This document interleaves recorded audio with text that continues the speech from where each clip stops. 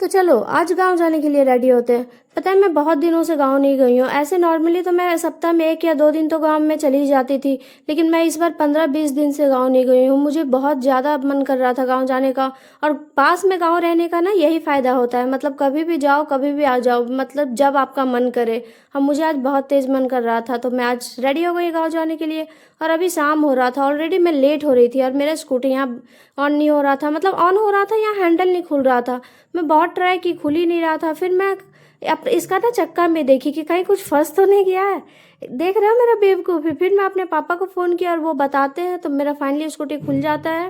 और मैं निकल जाती हूँ गांव के लिए। और मेरा रास्ता देखो गांव का कितना प्यारा है, मतलब प्यारा तो आपको बहुत लग रहा होगा, लेकिन जितना प्यारा है ना उतना सुनसान और खतरनाक भी है। पहले इधर चोरी वगैरह भी होता था, जिस वजह से मुझे दादाजी ना जाने नहीं देते थे पहले कहीं पे, मतलब जब मैं गांव में रहा करती थी। और फाइनली मैं अपने घर पहुंच जाती हूँ और घर पहुंचते ही सबसे पहले मैं अपने बगीचे में आती हूँ आम का, क्योंकि मुझे आम देखना था सारे पेड़ में आया है या नहीं आया है। और यहाँ आके ना मुझे बहुत ही बुरा लगता है, क्योंकि पेड़ में आम आया तो था लेकिन बहुत कम, मतलब बहुत सारा पेड़ में तो आया भी नहीं था। और किसी किसी पेड़ में आया था तो बहुत ज़्यादा कम आया था। और ये देखो मैं नीचे से चुन के उठाई हूँ। और ये बताना किसको किसको पता है कि ये किस चीज़ का पेड़ है, मुझे कमेंट में बताओ ज़रा।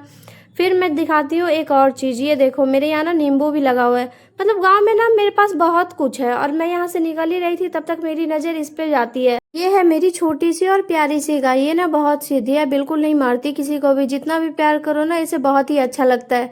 ऐसे ही एक और गाय थी, वो ना मर गई बेचारी। फिर ये है, ये वो भी सीधी थी और ये भी सीधी है। फिर काफ़ी लेट हो गया था तो मैं अपने घर के लिए निकल जाती हूँ और रास्ते में मुझे ये तूत का पेड़ मिलता है। मतलब हमारे भाषा में, मतलब हमारे गांव में इसे तूत कहते हैं, बाकी इसे और क्या कहते हैं मुझे ये नहीं पता।